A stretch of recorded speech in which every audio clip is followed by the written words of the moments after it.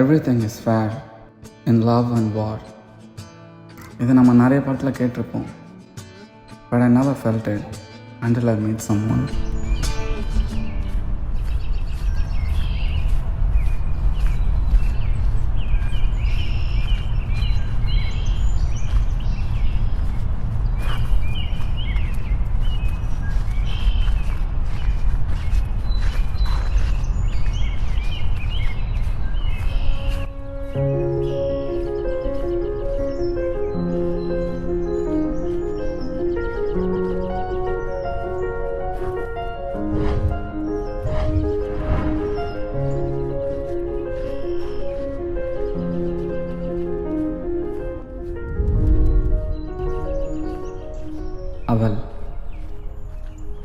அவள் என்ற வார்த்தையின் அர்த்தம் தெரியாமல் இருந்த என்னை தன் கவிதையால் புரிய வைத்தாள்.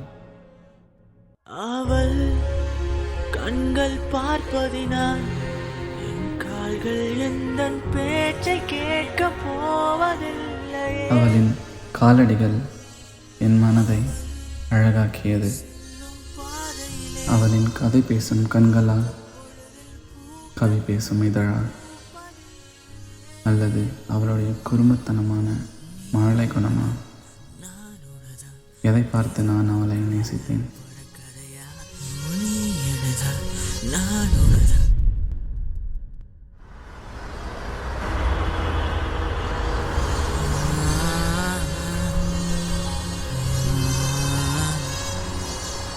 அவளின் பேச்சை கூட நான் கேட்டதில்லை.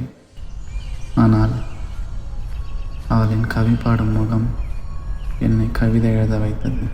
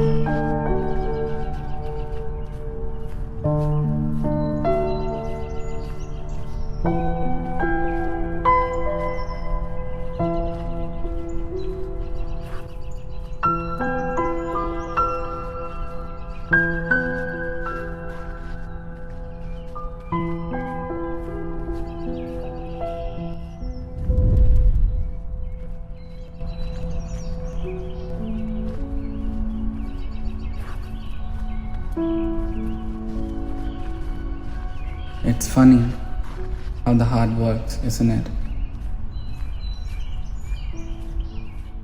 நம்ம நினச்ச கூட பார்க்காத வழியில் நம்மளை கொண்டு போகும். நம்ம என்னதான் ட்ரை பண்ணாலும் நம்ம மனசோட கட்டுப்பாட்டுக்குள்ளே நம்ம சிக்கிக்கிறோம். Love is a paradox. பரவசத்துக்கும் வேதனைக்கும் நடுவில் இருக்க ஒரு டெலிகேட் பேலன்ஸ்.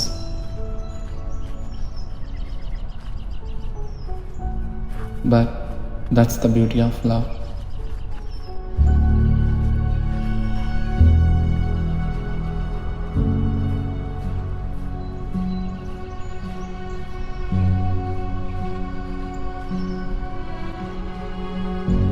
சில நேரம் நம்மளோட லவ் அண்ட் எக்ஸ்பெக்டேஷன்ஸ் நம்மளை ஓவர்வெல்மிங் ஆக்கிடுது. அதனால ஒரு சின்ன மிஸ் அண்டர்ஸ்டாண்டிங் வந்தாலும் அதை ரீதிங்க் பண்ண விடாது. So we just let it go like it never meant for us. ஆனால் எனக்கு என்னோட காதலை சொல்கிறதுக்கு முன்னாடியே I've given up.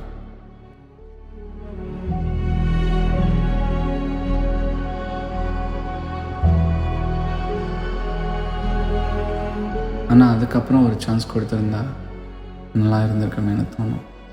பிகாஸ் அதுதான் love.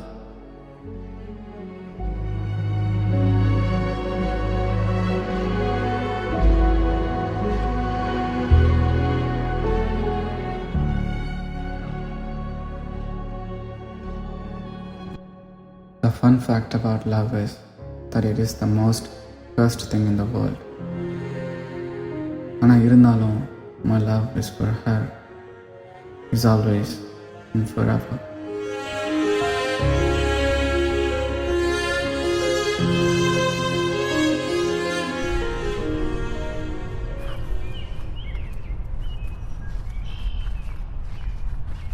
The number of women who wants to be his empress is more than 1,000,000, but he only seeks a glimpse of her.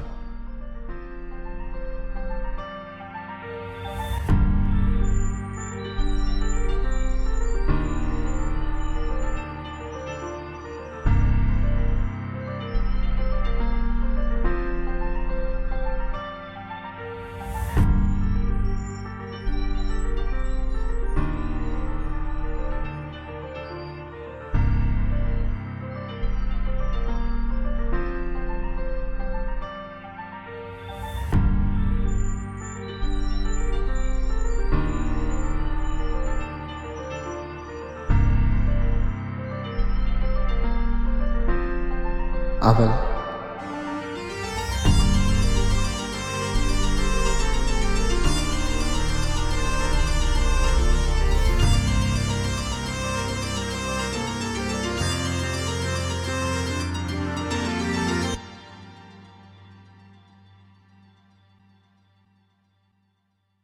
அவள் கண்கள் பார்ப்பதினால் என் கால்கள் எந்தன் பேச்சை கேட்க போவதில்லையே.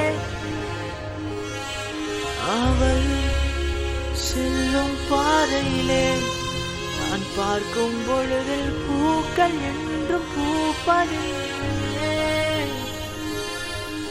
நீ அவளா நான் உனதா, இது ஒரு காதல் படக்கதையா? நீ எனதா நான் உனதா, தேடி செல்லும் நான் பிழையா?